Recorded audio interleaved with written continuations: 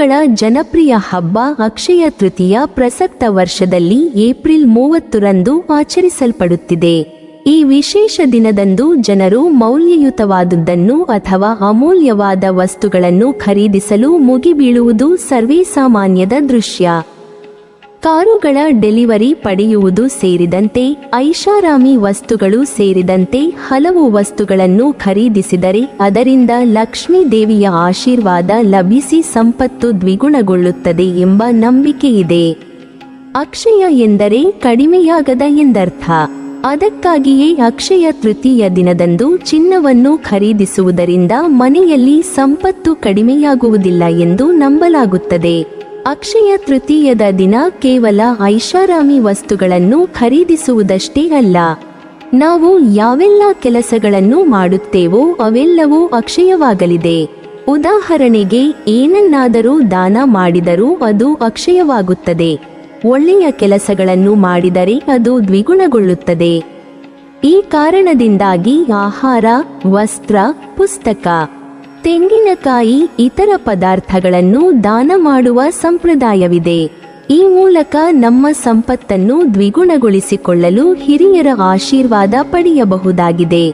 ಪ್ರಾಣಿಗಳಿಗೆ ಆಹಾರವನ್ನು ನೀಡುವುದನ್ನು ಈ ದಿನ ಮಾಡುವ ಶ್ರೇಷ್ಠ ಕೆಲಸ ಎಂದು ನಂಬಲಾಗಿದೆ. ಅಕ್ಷಯ ತೃತೀಯದ ದಿನದಂದು ಧಾನ್ಯಗಳನ್ನು ಖರೀದಿಸುವುದನ್ನು ಹಲವು ಜ್ಯೋತಿಷಿಗಳು ಉತ್ತೇಜಿಸುತ್ತಾರೆ. ಇದರಿಂದಾಗಿ ಸಂಪತ್ತು ಹಾಗೂ ಮನೆಯ ಆರ್ಥಿಕ ಸ್ಥಿತಿಗತಿಗಳು ಉತ್ತಮಗೊಳ್ಳುತ್ತವೆ ಎಂದು ನಂಬಲಾಗಿದೆ. ಇನ್ನು ಈ ದಿನದಂದು ಹಸಿರು ಬಣ್ಣಕ್ಕೆ ವಿಶೇಷ ಪ್ರಾಮುಖ್ಯತೆ ಇದ್ದು, ಹಸಿರು ಬಣ್ಣ ಅದೃಷ್ಟವನ್ನು ಸೂಚಿಸುತ್ತದೆ. ಆದ್ದರಿಂದ ಮನೆಯಲ್ಲಿ ಈ ದಿನದಂದು, ಅಂದರೆ ಅಕ್ಷಯ ತೃತೀಯ ದಿನದಂದು ಧಾನ್ಯಗಳು, ಆಹಾರ ಪದಾರ್ಥಗಳು ಯಥೇಚ್ಛವಾಗಿರುವಂತೆ ನೋಡಿಕೊಳ್ಳಬೇಕೆಂದು ಹೇಳಲಾಗುತ್ತದೆ. ಹಿಂದೂ ಧರ್ಮದಲ್ಲಿ ತುಪ್ಪಕ್ಕೆ ಹೆಚ್ಚಿನ ಮಹತ್ವ ನೀಡಲಾಗಿದೆ. ತುಪ್ಪದಿಂದ ನಕಾರಾತ್ಮಕ ಶಕ್ತಿಗಳು ದೂರವಾಗುತ್ತವೆ ಎಂಬ ನಂಬಿಕೆ ಇದೆ. ಅಕ್ಷಯ ತೃತೀಯದ ದಿನದಂದು ತುಪ್ಪವನ್ನು ದಾಸ್ತಾನು ಮಾಡುವುದರಿಂದ ಹಾಗೂ ಭಗವಾನ್ ವಿಷ್ಣು, ಲಕ್ಷ್ಮಿಗೆ ತುಪ್ಪದ ದೀಪ ಹಚ್ಚುವುದನ್ನು ಸೂಚಿಸಲಾಗಿದೆ. ಈ ದಿನದಂದು ಮಾಡುವ ಕಾರ್ಯಗಳು ಅಂತ್ಯವಿಲ್ಲದ ಶುಭ ಫಲಗಳನ್ನು ನೀಡುತ್ತವೆ. ಈ ದಿನ ಸತ್ಕಾರ್ಯಗಳನ್ನು ಮಾಡಿ ದಾನ ಮಾಡಿದರೆ ದ್ವಿಗುಣ ಶುಭ ಫಲಗಳು ಸಿಗುತ್ತವೆ ಎಂಬ ನಂಬಿಕೆಯಿದೆ. ಈ ಮಂಗಳಕರ ಫಲಿತಾಂಶಗಳ ಪರಿಣಾಮವು ಎಂದಿಗೂ ಕೊನೆಗೊಳ್ಳುವುದಿಲ್ಲ. ಜಪ, ತಪಸ್ಸು ಮತ್ತು ದಾನವು ಉತ್ತಮ ಫಲವನ್ನು ನೀಡುತ್ತದೆ. ಅಕ್ಷಯ ತೃತೀಯದ ದಿನ ಯಾವುದೇ ಹೊಸ ಅಥವಾ ಮಂಗಳಕರ ಕೆಲಸವನ್ನು ಮಾಡುವುದು ತುಂಬಾ ಮಂಗಳಕರವೆಂದು ಪರಿಗಣಿಸಲಾಗುತ್ತದೆ. ಈ ದಿನ ನೀವು ಪ್ರಾರಂಭಿಸುವ ಯಾವುದೇ ಕೆಲಸವೂ ಯಶಸ್ವಿಯಾಗುತ್ತದೆ. ಈ ದಿನದಂದು ಪಠಣ, ತಪಸ್ಸು ಮತ್ತು ದಾನವು ಉತ್ತಮ ಫಲಿತಾಂಶಗಳನ್ನು ನೀಡುತ್ತವೆ. ಪುರಾಣಗಳ ಪ್ರಕಾರ ಯುಧಿಷ್ಠಿರನು ಅಕ್ಷಯ ತೃತೀಯ ಮಹತ್ವವನ್ನು ತಿಳಿದುಕೊಳ್ಳಲು ಕೃಷ್ಣನಿಗೆ ತನ್ನ ಬಯಕೆಯನ್ನು ವ್ಯಕ್ತಪಡಿಸಿದನು. ಆಗ ಶ್ರೀಕೃಷ್ಣನು ಅಕ್ಷಯ ತೃತೀಯ ಮಹತ್ವವನ್ನು ಯುಧಿಷ್ಠಿರನಿಗೆ ವಿವರಿಸುತ್ತಾನೆ. ಈ ದಿನ ಸ್ನಾನ, ಜಪ, ತಪಸ್ಸು, ಯಜ್ಞ, ಆತ್ಮಾಧ್ಯಯನ, ಪಿತೃಗಳನ್ನು ಪ್ರಾರ್ಥಿಸುವ ಮತ್ತು ದಾನ ಮಾಡುವವರಿಗೆ ಶಾಶ್ವತವಾದ ಪುಣ್ಯದ ಫಲ ಸಿಗುತ್ತದೆ ಎಂದು ಶ್ರೀಕೃಷ್ಣ ಹೇಳಿದ್ದನು ಎಂದು ಹೇಳಲಾಗುತ್ತದೆ. ಅಕ್ಷಯ ತೃತೀಯ ಪುರಾಣ ಕಥೆಯ ಬಗ್ಗೆ ತಿಳಿದುಕೊಳ್ಳುವುದಾದರೆ, ಒಂದಾನೊಂದು ಕಾಲದಲ್ಲಿ ಒಬ್ಬ ಬಡ ವೈಶ್ಯ ವಾಸಿಸುತ್ತಿದ್ದ. ಅವನಿಗೆ ದೇವರಲ್ಲಿ ಅಪಾರ ನಂಬಿಕೆ ಇತ್ತು. ಆದರೆ ಅವನ ಬಡತನವು ಅವನನ್ನು ತುಂಬಾ ನೋಯಿಸಿತ್ತು. ಒಂದು ದಿನ ಅವನಿಗೆ ಯಾರೋ ಅಕ್ಷಯ ತೃತೀಯದಂದು ಉಪವಾಸ ಮಾಡಲು ಸೂಚಿಸುತ್ತಾರೆ. ಈ ದಿನ ಗಂಗೆಯಲ್ಲಿ ಸ್ನಾನ ಮಾಡಿ ದೇವತೆಗಳನ್ನು ಪೂಜಿಸಿ ದಾನ ಮಾಡುವಂತೆ ಹೇಳುತ್ತಾರೆ. ಅವನು ಅದನ್ನು ಪಾಲಿಸುತ್ತಾನೆ. ಆ ವೈಶ್ಯನು ತನ್ನ ಮುಂದಿನ ಜನ್ಮದಲ್ಲಿ ಕುಶಾವತಿಯ ರಾಜನಾದನೆಂದು ನಂಬಲಾಗಿದೆ. ಅಕ್ಷಯ ತೃತೀಯ ದಿನದಂದು ಪೂಜೆ ಮತ್ತು ದಾನದ ಪ್ರಭಾವದಿಂದ ವೈಶ್ಯ ಅತ್ಯಂತ ಶ್ರೀಮಂತ ಮತ್ತು ಪ್ರಸಿದ್ಧ ರಾಜಕುಮಾರನಾಗುತ್ತಾನೆ. ಆ ಕಾರಣದಿಂದ ಈ ದಿನದಂದು ದಾನ, ಧರ್ಮ ಹಾಗೂ ಚಿನ್ನ ಖರೀದಿ ಮಾಡುವುದರಿಂದ ಲಕ್ಷ್ಮೀ ದೇವಿಯ ಆಶೀರ್ವಾದ ಮತ್ತು ಶಾಶ್ವತ ಸಂತೋಷ, ಸಮೃದ್ಧಿ ಮತ್ತು ಸಮೃದ್ಧಿಯನ್ನು ತರುತ್ತದೆ ಎಂದು ಹೇಳಲಾಗುತ್ತದೆ. ಅಕ್ಷಯ ತೃತೀಯ ದಿನದಂದು ಪರಶುರಾಮನು ಮಹರ್ಷಿ ಜಮದಗ್ನಿ ಮತ್ತು ತಾಯಿ ರೇಣುಕಾದೇವಿಯ ಮನೆಯಲ್ಲಿ ಜನಿಸಿದನು. ಪರಶುರಾಮನನ್ನು ವಿಷ್ಣುವಿನ 6ನೇ ಅವತಾರವೆಂದು ಪರಿಗಣಿಸಲಾಗಿದೆ. ಆದ್ದರಿಂದ ಈ ದಿನ ಭಗವಾನ್ ವಿಷ್ಣುವನ್ನು ಪೂಜಿಸಲಾಗುತ್ತದೆ. ಅಕ್ಷಯ ತೃತೀಯದಂದು ಪರಶುರಾಮನನ್ನು ಪೂಜಿಸುವ ಸಂಪ್ರದಾಯವೂ ಇದೆ. ಸನಾತನ ಧರ್ಮದಲ್ಲಿ ಮಹಾಭಾರತವನ್ನು 5ನೇ ವೇದವೆಂದು ಪರಿಗಣಿಸಲಾಗಿದೆ. ಮಹರ್ಷಿ ವೇದವ್ಯಾಸರು ಅಕ್ಷಯ ತೃತೀಯ ದಿನದಿಂದ ಮಹಾಭಾರತವನ್ನು ಬರೆಯಲು ಪ್ರಾರಂಭಿಸಿದರು. ಭಗವದ್ಗೀತೆಯು ಮಹಾಭಾರತದಲ್ಲಿ ಇದೆ. ಅಕ್ಷಯ ತೃತೀಯ ದಿನದಂದು ಭಗವದ್ಗೀತೆಯ 18ನೇ ಅಧ್ಯಾಯವನ್ನು ಪಠಿಸುವುದು ಮಂಗಳಕರವೆಂದು ಪರಿಗಣಿಸಲಾಗಿದೆ. ಅಕ್ಷಯ ತೃತೀಯ ದಿನದಂದು ಗಂಗಾ ಮಾತೆ ಸ್ವರ್ಗದಿಂದ ಭೂಮಿಗೆ ಇಳಿದಳು. ಭಗೀರಥ ರಾಜನು ಗಂಗಾ ಮಾತೆಯನ್ನು ಭೂಮಿಗೆ ಇಳಿಸಲು ಸಾವಿರಾರು ವರ್ಷಗಳ ಕಾಲ ತಪಸ್ಸು ಮಾಡಿದ್ದನು. ನಂಬಿಕೆಯ ಪ್ರಕಾರ ಅಕ್ಷಯ ತೃತೀಯದಂದು ಗಂಗಾ ಸ್ನಾನ ಮಾಡುವುದರಿಂದ ಎಲ್ಲಾ ಪಾಪಗಳು ನಾಶವಾಗುತ್ತವೆ. ಅಕ್ಷಯ ತೃತೀಯ ದಿನದಂದು ತಾಯಿ ಅನ್ನಪೂರ್ಣೆಯ ಜನ್ಮದಿನವನ್ನು ಸಹ ಆಚರಿಸಲಾಗುತ್ತದೆ. ಅನ್ನಪೂರ್ಣ ದೇವಿಯನ್ನು ಪೂಜಿಸುವುದರಿಂದ ಆಹಾರದ ರುಚಿ ಹಲವಾರು ಪಟ್ಟು ಹೆಚ್ಚಾಗುತ್ತದೆ. ಈ ದಿನ ಬಡವರಿಗೆ ಅನ್ನ ನೀಡುವ ಸಂಪ್ರದಾಯವಿದೆ.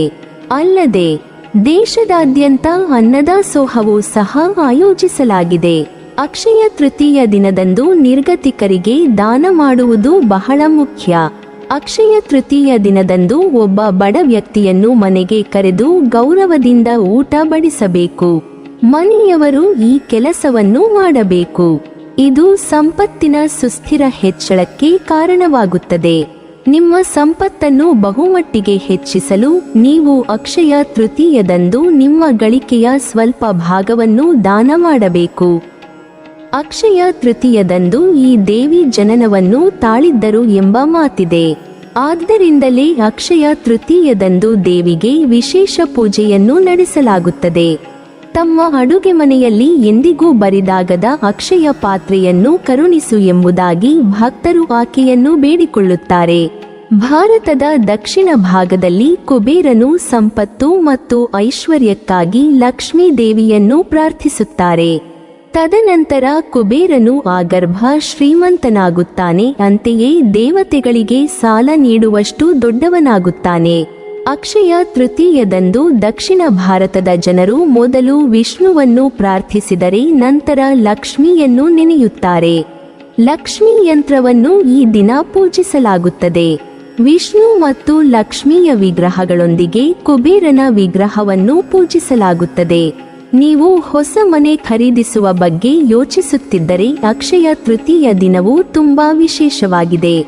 ಈ ದಿನದಂದು ಹೊಸ ಮನೆ ಖರೀದಿಸುವುದು ಶುಭ ಮತ್ತು ಸಮೃದ್ಧಿಯನ್ನು ತರುತ್ತದೆ. ಅಕ್ಷಯ ತೃತೀಯ ದಿನದಂದು ಮನೆ ಖರೀದಿಸುವುದರಿಂದ ಸಂತೋಷ ಮತ್ತು ಸಮೃದ್ಧಿ ಬರುತ್ತದೆ. ಇದಲ್ಲದೆ ಅಕ್ಷಯ ತೃತೀಯ ದಿನವು ಹೊಸ ಮನೆ ಪ್ರವೇಶಿಸಲು ತುಂಬಾ ಶುಭವಾಗಿದೆ. ಇದಕ್ಕಾಗಿ ನೀವು ಪಂಡಿತರಿಂದ ಶುಭ ಸಮಯವನ್ನು ಪಡೆಯುವ ಅಗತ್ಯವಿಲ್ಲ. ಧಾರ್ಮಿಕ ನಂಬಿಕೆಗಳ ಪ್ರಕಾರ ಚಿನ್ನದ ಆಭರಣ ಮತ್ತು ನಾಣ್ಯಗಳನ್ನು ಖರೀದಿಸುವುದರ ಜೊತೆಗೆ ನೀವು ಹೊಸ ವಾಹನವನ್ನು ಸಹ ಖರೀದಿಸಬಹುದು. ನೀವು ಮನೆಗೆ ಹೊಸ ವಾಹನ ತರುವ ಬಗ್ಗೆ ಯೋಚಿಸುತ್ತಿದ್ದರೆ ಅಕ್ಷಯ ತೃತೀಯವು ತುಂಬಾ ಶುಭ ದಿನವಾಗಿದೆ. ಈ ದಿನ ಹೊಸ ವಾಹನ ತರುವುದು ಶುಭವೆಂದು ಪರಿಗಣಿಸಲಾಗಿದೆ ಮತ್ತು ಇದಕ್ಕೆ ಯಾವುದೇ ಮುಹೂರ್ತದ ಅಗತ್ಯವಿಲ್ಲ, ಏಕೆಂದರೆ ಅಕ್ಷಯ ತೃತೀಯ ಶುಭ ಸಮಯ. ಅಕ್ಷಯ ತೃತೀಯ ದಿನದಂದು ಹೊಸ ವಾಹನವನ್ನು ಖರೀದಿಸಿ ಮತ್ತು ಅದನ್ನು ವಿಧಿವಿಧಾನಗಳ ಪ್ರಕಾರ ಪೂಜಿಸಿ. ಸಾಮಾನ್ಯವಾಗಿ ಜನರು ಅಕ್ಷಯ ತೃತೀಯ ದಿನದಂದು ಚಿನ್ನಾಭರಣ ಖರೀದಿಸುತ್ತಾರೆ. ಆದರೆ ಏರುತ್ತಿರುವ ಚಿನ್ನದ ಬೆಲೆಯನ್ನು ಪರಿಗಣಿಸಿದರೆ ಚಿನ್ನ ಖರೀದಿಸುವುದು ಎಲ್ಲರಿಗೂ ಸಾಧ್ಯವಿಲ್ಲ. ಆದ್ದರಿಂದ ಅಕ್ಷಯ ತೃತೀಯ ದಿನದಂದು ಚಿನ್ನವನ್ನು ಹೊರತುಪಡಿಸಿ ಬೆಳ್ಳಿ ಆಭರಣಗಳನ್ನು ಸಹ ಖರೀದಿಸಬಹುದು. ಈ ದಿನ ಬೆಳ್ಳಿ ಆಭರಣಗಳನ್ನು ಮನೆಗೆ ತರುವುದರಿಂದ ನಕಾರಾತ್ಮಕತೆ ದೂರವಾಗುತ್ತದೆ ಮತ್ತು ಸಂತೋಷ ಮತ್ತು ಸಮೃದ್ಧಿ ಬರುತ್ತದೆ. ಈ ದಿನದಂದು ವಿವಾಹವಾಗುವ ದಂಪತಿಗಳ ದಾಂಪತ್ಯ ಹೆಚ್ಚು ಬಲವಾಗಿರುತ್ತದೆ ಮತ್ತು ಅನ್ಯೋನ್ಯವಾಗಿರುತ್ತದೆ ಎಂಬುದು ಜನಜನಿತವಾದ ಮಾತಾಗಿದೆ. ಅಂತೆಯೇ ದಂಪತಿಗಳು ಆನಂದದಿಂದ, ನಂಬಿಕೆ, ವಿಶ್ವಾಸ ಮತ್ತು ಪ್ರೀತಿಯಿಂದ ಮುಂದಿನ ದಿನಗಳನ್ನು ಕಳೆಯುತ್ತಾರೆ. ಅಕ್ಷಯ ತೃತೀಯ ಕೂಡ ಕೆಲವೊಂದು ಕಥೆಗಳನ್ನು ತನ್ನಲ್ಲಿ ಹೊಂದಿದ್ದು ಇದನ್ನು ಪುರಾಣಗಳು ಆಧರಿಸಿವೆ. ಜ್ಯೋತಿಷ್ಯ ಲೆಕ್ಕಾಚಾರದ ಪ್ರಕಾರ ಅಕ್ಷಯ ತೃತೀಯದಂದು ಬುಧ, ಶನಿ, ಶುಕ್ರ ಮತ್ತು ರಾಹು ಮೀನ ರಾಶಿಯಲ್ಲಿರುತ್ತಾರೆ. ಇದರಿಂದಾಗಿ ಚತುರ್ಗ್ರಹಿ ಯೋಗ ವರ್ಷದಲ್ಲಿ ಮಾಲವ್ಯ ಮತ್ತು ಲಕ್ಷ್ಮೀನಾರಾಯಣ ಯೋಗವು ರೂಪುಗೊಳ್ಳುತ್ತಿದೆ. ಇದಲ್ಲದೆ ಚಂದ್ರನು ಗುರುವಿನ ಜೊತೆಗೆ ವೃಷಭ ರಾಶಿಯಲ್ಲಿದ್ದಾನೆ. ಇಂತಹ ಸನ್ನಿವೇಶಗಳಲ್ಲಿ ಗಜಕೇಸರಿ ರಾಜಯೋಗವು ರೂಪ ಪಡೆಯುತ್ತಿದೆ. ಇದರೊಂದಿಗೆ ಅಕ್ಷಯ ತೃತೀಯದಂದು ರವಿ ಸರ್ವಾರ್ಥ ಸಿದ್ಧಿ ಯೋಗವು ರೂಪುಗೊಳ್ಳುತ್ತಿದೆ. ಕೆಲವು ರಾಶಿಯವರಿಗೆ ಸುವರ್ಣಯುಗ ಪ್ರಾರಂಭವಾಗುತ್ತಿದೆ. ವೃಷಭ ರಾಶಿ. ವೃಷಭ ರಾಶಿಯವರಿಗೆ ಅಕ್ಷಯ ತೃತೀಯ ಬಹಳ ಅದೃಷ್ಟದ ದಿನ. ಜ್ಯೋತಿಷ್ಯ ಲೆಕ್ಕಾಚಾರದ ಪ್ರಕಾರ ಈ ಅವಧಿಯಲ್ಲಿ ವೃಷಭ ರಾಶಿಯವರಿಗೆ ಲಕ್ಷ್ಮೀ ದೇವಿಯ ಅಪಾರ ಆಶೀರ್ವಾದ ದೊರೆಯಲಿದೆ. ಇದರಿಂದಾಗಿ ಈ ರಾಶಿಯು ವೃತ್ತಿ ಮತ್ತು ವ್ಯವಹಾರದಲ್ಲಿ ಉತ್ತಮ ಯಶಸ್ಸನ್ನು ಸಾಧಿಸಬಹುದು. ನಿಮ್ಮ ಕೆಲಸವನ್ನು ಪ್ರಶಂಸಿಸಲಾಗುತ್ತದೆ. ಇದರಿಂದಾಗಿ ನಿಮ್ಮ ಮೇಲಧಿಕಾರಿಗಳು ನಿಮಗೆ ದೊಡ್ಡ ಜವಾಬ್ದಾರಿಯನ್ನು ವಹಿಸುತ್ತಾರೆ. ಆಸ್ತಿ ಮತ್ತು ವಾಹನಗಳನ್ನು ಖರೀದಿಸಲು ಅವಕಾಶಗಳು ಸಿಗಲಿವೆ. ಬಂಡವಾಳ ಹೂಡಿಕೆಗೆ ಇದು ಒಳ್ಳೆಯ ಸಮಯ. ನೀವು ಕೆಲವು ಹೊಸ ಕೆಲಸಗಳನ್ನು ಸಹ ಪ್ರಾರಂಭಿಸಬಹುದು. ಮಿಥುನ ರಾಶಿ. ಮಿಥುನ ರಾಶಿಯವರಿಗೆ ಅಕ್ಷಯ ತೃತೀಯ ದಿನವು ತುಂಬಾ ಶುಭ. ಈ ಅವಧಿಯಲ್ಲಿ ಈ ರಾಶಿಗಳ ಜನರು ವ್ಯವಹಾರದಲ್ಲಿ ಭಾರಿ ಲಾಭ ಗಳಿಸಬಹುದು. ಅದೇ ಸಮಯದಲ್ಲಿ ಉದ್ಯೋಗದಲ್ಲಿರುವವರಿಗೆ ಪ್ರಯೋಜನಗಳ ಮಾರ್ಗಗಳು ತೆರೆದುಕೊಳ್ಳುತ್ತವೆ. ಅಲ್ಲದೆ ನಿರುದ್ಯೋಗಿಗಳಿಗೆ ಉದ್ಯೋಗ ಸಿಗುತ್ತದೆ. ಇದು ಆರ್ಥಿಕ ಪರಿಸ್ಥಿತಿಯನ್ನು ಸುಧಾರಿಸುತ್ತದೆ. ಇದಲ್ಲದೆ ಪೋಷಕರೊಂದಿಗೆ ಉತ್ತಮ ಸಮನ್ವಯ ಇರುತ್ತದೆ. ಮೀನ ರಾಶಿ. ಮೀನ ರಾಶಿಯವರಿಗೆ ಅಕ್ಷಯ ತೃತೀಯವು ಸುವರ್ಣ ದಿನಗಳನ್ನು ತರುತ್ತಿದೆ. ನೀವು ಕೆಲಸದಲ್ಲಿ ಪ್ರಯೋಜನಗಳನ್ನು ಪಡೆಯಬಹುದು. ಹೊಸ ಆಸ್ತಿ ಅಥವಾ ವಾಹನ ಖರೀದಿಸುವ ಬಯಕೆ ಈಡೇರಬಹುದು. ಬಹಳ ದಿನಗಳಿಂದ ಸಿಲುಕಿಕೊಂಡಿದ್ದ ಹಣವನ್ನು ಮರಳಿ ಪಡೆಯಬಹುದು. ಅಲ್ಲದೆ ಉದ್ಯೋಗಗಳನ್ನು ಹುಡುಕುತ್ತಿರುವ ಜನರು ಯಶಸ್ಸನ್ನು ಸಾಧಿಸಬಹುದು. ಇದಲ್ಲದೆ ನೀವು ಕುಟುಂಬದೊಂದಿಗೆ ಸ್ಮರಣೀಯ ಮತ್ತು ಒಳ್ಳೆಯ ಸಮಯವನ್ನು ಕಳೆಯುತ್ತೀರಿ. ನೀವಿನ್ನೂ ನಮ್ಮ ಚಾನೆಲ್ ಅನ್ನು ಸಬ್ಸ್ಕ್ರೈಬ್ ಮಾಡಿಲ್ವಾ? ಹಾಗಾದರೆ ಈ ಕೂಡಲೇ ನಮ್ಮ ಇಂದ್ರಜಾಲ ಚಾನೆಲ್ ಅನ್ನು ಸಬ್ಸ್ಕ್ರೈಬ್ ಮಾಡಿ ಮತ್ತು ಪಕ್ಕದಲ್ಲಿರುವ ಬೆಲ್ ಐಕಾನ್ ಅನ್ನು ಕ್ಲಿಕ್ ಮಾಡಿದರೆ ನಮ್ಮ ಹೊಸ ವಿಡಿಯೋಗಳನ್ನು ನೀವು ನೋಡಬಹುದು.